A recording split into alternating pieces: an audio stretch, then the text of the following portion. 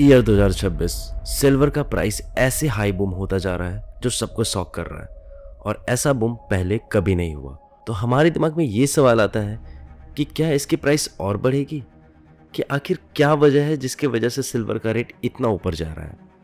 आखिरकार कब तक ये टिका रहेगा, कब गिरेगा, दुनिया भर के एक्सपर्ट्स का क्या कहना है, और क्या मुझे इन्वेस्ट करना चाहिए या विड्रॉल कर लेना चाहिए, ये सब हम समझेंगे इस वीडियो में। इस वीडियो को देखने के बाद आपके दिमाग में सब क्लियर हो जाएगा।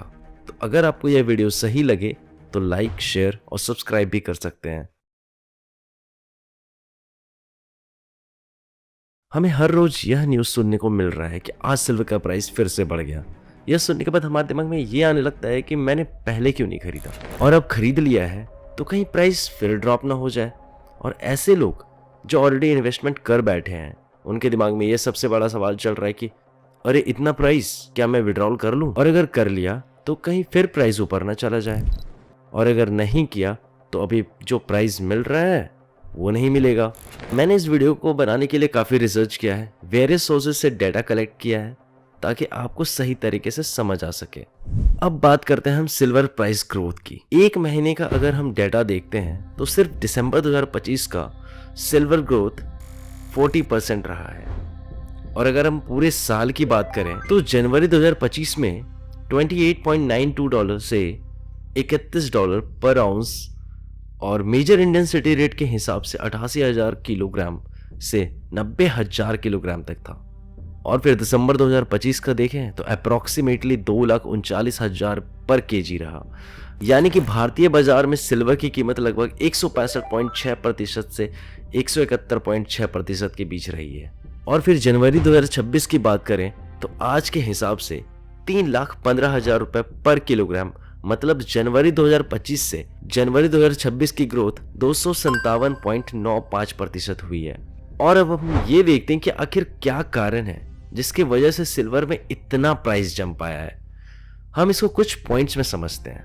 पहला point, electric vehicle, solar panel और एआई की वजह से। इलेक्ट्रिक व्हीकल्स में सिल्वर का सबसे बड़ा रोल इलेक्ट्रिक कनेक्शन, स्विचेस और कॉन्टैक्ट्स में होता है, क्योंकि सिल्वर की इलेक्ट्रिकल कंडक्टिविटी सबसे अच्छी होती है और कम रेजिस्टेंस देता है, जिससे करंट लॉस कम होता है और बैटरी से मोटर तक पावर एफिशिएंट तरीके से पहुंचती है। ईवीज में छोटे छोटे कनेक्टर्स, रिलेज और सर्किट ब्रेकर्स होते हैं जो बार बार ऑन ऑफ होते हैं। ऐसे हिस्सों में अगर कॉन्टैक्ट मटेरियल अच्छा ना हो, हीटिंग और फेलियर्स का खतरा बढ़ जाता है। सिल्वर इन हिस्सों में करोजन और वियर को कम करता है और सिस्टम की लाइफ टाइम को बढ़ाता है। इसके अलावा कुछ हाई परफॉर्मेंस सेंसर्स और प्रिंटेड सर्किट पार्ट्स में सिल्वर बेस्ड कंडक्टिव लिंक्स या पेस्ट का उपयोग होता है ताकि कॉम्पैक्ट और रिलायबल इलेक्ट्रिकल पाथवे बन सके। कुछ सालों में कुछ ऐसे सक्षम देश जैसे Norway, United Kingdom, Denmark, Sweden, Iceland, Canada और कई यूरोपियन नेशंस का यह टारगेट है कि 2030 से 35 तक 100% जीरो एमिशन कंट्री बन जाए ईवी के सेक्टर में।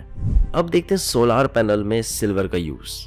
मेनली सोलर सेल्स के फ्रंट साइड मेटलाइजेशन में होता है, यानी कि वो पतली लाइंस और बस बार जो सनलाइट से जनरेट हुए इलेक्ट्रॉन्स को कलेक्ट करके एक्सटर्नल सर्किट तक ले जाती हैं।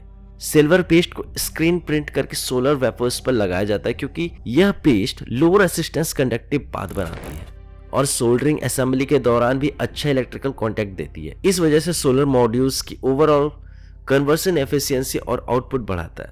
रिपोर्ट्स बताती है कि सोलर सेक्टर में सिल्वर की मांग तेजी से बढ़ रही है और यह इंडस्ट्री डिमांड का एक बड़ा हिस्सा बन चुका है, खास करके क्लीन एनर्जी ट्रांजिशन के चलते। अगर हम कैलकुलेशन देखते हैं तो 1 मेगावाट सोलर फॉर्म में 100 टन सिल्वर चाहिए होती है, और यह एक बहुत भारी डिमांड है। 2025 में सोलर पैनल की डिमांड 15% इंक्रीज हुई है। जैसे जैसे सोलर पैनलों की मांग बढ़ रही है, वैसे वैसे इस्तेमाल होने वाली सिल्वर की मांग भी तेजी से बढ़ेगी। मांग बढ़ने पर यदि सप्लाई लिमिटेड रही तो स्वाभाविक रूप से इसकी कीमत ऊपर होगी, और भारत सरकार खुद सोलर पैनल लगाने को बढ़ावा दे रही है सब्सिडी देकर, पीएम सूर्य घर, मुफ्त बिजली योजना जैसे स्कीम्स लाकर। अब देखते हैं एआई और डेटा सेंटर्स में सिल्वर का यूज। एआई वर्कलोड और डेटा सेंटर्स में सिल्वर का उपयोग हाई परफॉर्मेंस सर्वर्स के कनेक्टर्स, कूलिंग सिस्टम्स के सेंसर्स और क्रिटिकल इलेक्ट्रॉनिक कंपोनेंट्स में होता है, जहां थर्मल कंडक्टिविटी और रिलायबल इलेक्ट्रिकल कांटेक्ट जरूरी होते हैं। सिल्वर के छोटे कांटेक्ट पॉइंट और कंडक्टिव लेयर्स लेटेंसी कम करने, हीट डिसिपेशन में मदद करते हैं, जिससे एआई मॉडल चलाने वाले हार्डवेयर के अप टाइम और परफॉर्मेंस बेहतर रहती है।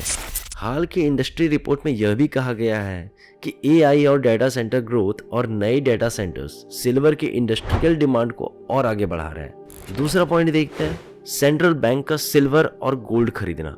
जब सेंट्रल बैंक गोल्ड या सिल्वर खरीदता है तो सबसे पहले मार्केट में डिमांड बढ़ती है और अवेलेबल सप्लाई कम दिखती है, इसलिए प्राइस ऊपर जाने का दबाव बनता है। बड़े संस्थान जब खरीदते हैं, रिटेल इन्वेस्टर्स भी फॉलो कर लेते हैं, जिससे प्राइस में और तेजी आ जाती है। इसके अलावा सेंट्रल बैंक्स की खरीद एक तरह का सिग्नल देती है कि वे करेंसी रिस्क या इन्फ्लेशन से बचना चाहते हैं। ऐसा सिग्नल आने पर लोग सेफ एसेट्स जैसे गोल्ड या सिल्वर की तरफ जाते हैं और इससे भी प्राइस इंक्रीज होता है। इन शॉर्ट, सिल्वर की कीमत बढ़ रही है क्योंकि सेंट्रल बैंक की खरीद से डिमांड बढ़ रही है और सप्लाई कम दिख रही है, और यह एक ऐसा संकेत बन जाता है जिसके बाकी इन्वेस्टर्स भी सिल्वर की तरफ अट्रैक्ट होते हैं। थर्ड पॉइंट है president Donald Trump. Donald Trump के हालिया बयान और टैरिफ रिलेटेड टेंशंस ने ग्लोबल अनसर्टेनिटी बताई है, जिससे इन्वेस्टर्स सेफ हेवन एसेट्स जैसे सिल्वर की तरफ आ रहे हैं और कीमतें रिकॉर्ड लेवल तक पहुंच रही हैं। ट्रंप के ग्रीनलैंड और यूरोप रिलेटेड टैरिफ थ्रेट्स ने मार्केट में रिस्क प्रीमियम बढ़ा दिया है और ट्रेडर्स ने जल्दी से हार्ड एसेट में शिफ्ट किया है। इस शिफ्ट ने स्पॉट सिल्वर और गोल्ड दोनों को एक नई ऊंचाई पर धकेला है और मीडिया रिपोर्ट्स ने इसे सीधे ट्रंप लिंक्ड ट्रेड टेंशन से जोड़ा है। जब बड़े जियोपॉलिटिकल इवेंट्स आते हैं तो लिक्विडिटी और सेंटिमेंट्स दोनों बदलते हैं और यही short term buying pressure silver की प्राइस को ऊपर ले गया है। जब ट्रंप ने क्रिटिकल मिनरल्स टैरिफ की धमकी दी, ट्रेडर्स ने एस्टिमेटेड सप्लाई डिसरप्शन और हायर इंपोर्ट कॉस्ट को प्राइस में जोड़ दिया, जिससे सिल्वर में तेज रैली आई है। बाद में जब उन्होंने कुछ टैरिफ्स को होल्ड करने का संकेत दिया तो मार्केट ने प्रॉफिट रैंकिंग किया और सिल्वर की प्राइस एक सेशन में करीब 7% तक गिर गई। फिर भी ओवरऑल ट्रेंड वॉलेटाइल रहा क्योंकि स्ट्रक्चरल ड्राइवर्स बने रहे। पॉलिटिकल अनसर्टेनिटी के चलते इन्वेस्टरों ने सिल्वर को सेफ हेवन और हेज के रूप में खरीदा, खासकर तब जब इक्विटी और बॉन्ड मार्केट्स में वॉलेटिलिटी बढ़ा रही। सिल्वर की मार्केट साइज गोल्ड से छोटी होने की वजह से यह ज्यादा वॉलेटाइल होता है, इसलिए छोटे समय के न्यूज इवेंट पर बड़े मूव्स देखने मिलते हैं। Reason number 4, ETF investments. ETF investments होता क्या है, पहले ये समझते हैं।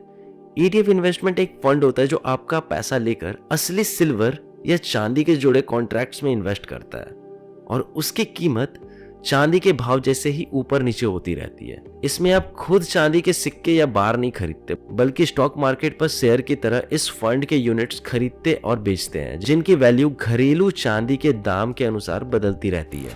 इंडिया में ऐसे फंड सेबी के नियमों के तहत चलते हैं, जहां ज्यादातर पैसा 99.9% प्योर सिल्वर या उससे जुड़े इंस्ट्रूमेंट्स में ही लगाया जाता है, ताकि आपको फिजिकल सिल्वर लिए बिना उसका फायदा मिल सके।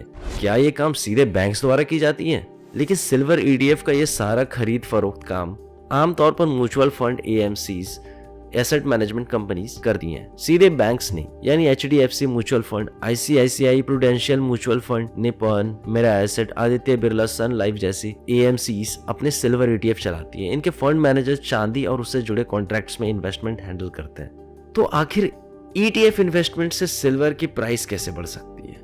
क्योंकि अब धीरे धीरे लोग ETF में इन्वेस्ट कर रहे हैं और AUM बढ़ता ही जा रहा है, यानी कि एसेट अंडर मैनेजमेंट। सीधी भाषा में किसी ETF या इन्वेस्टमेंट कंपनी के पास अपने सारे इन्वेस्टर्स का जितना भी पैसा लगा हुआ है, जितने शेयर, बॉन्ड, सोना, चांदी वगैरह उसने खरीदे हैं, उनका उस समय का टोटल मार्केट वैल्यू ही उसका AUM कहलाता है। अब आप देख सकते हैं पिछले 2 साल का ओवरऑल डाटा। सिल्वर ETF का टोटल AUM इंडिया में लगभग इस तरह से बढ़ा है। जून 2024 में AUM करीब 7,473 करोड़ था। जनवरी 2025 तक AUM लगभग 13,500 करोड़ पार कर गया। मई 2025 तक AUM लगभग 16,866 करोड़ हो गया। यानी जून 2024 से एक साल में 126% ग्रोथ हुआ। 2025 के दौरान सिल्वर ETF में इनफ्लोज बहुत तेज रहे।